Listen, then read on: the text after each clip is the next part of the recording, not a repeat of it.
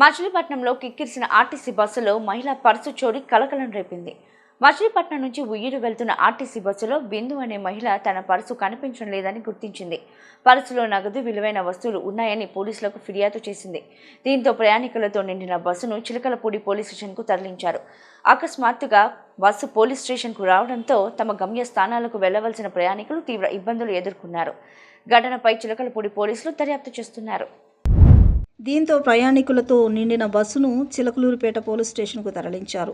అకస్మాత్తుగా bus police స్టేషన్కు రావడంతో తమ గమ్యస్థానాలకు వెళ్లాల్సిన ప్రయాణికులు తీవ్ర ఇబ్బందులు ఎదుర్కొన్నారు. ఘటనపై చిలకలూరు పోలీసులు దర్యాప్తు చేస్తున్నారు.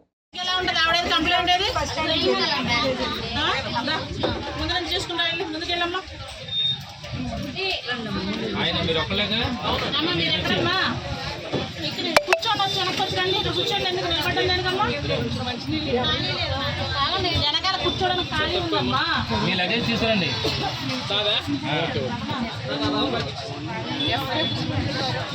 ప్లేస్ ఉందా అక్కడ? ప్లేస్ ఉందా?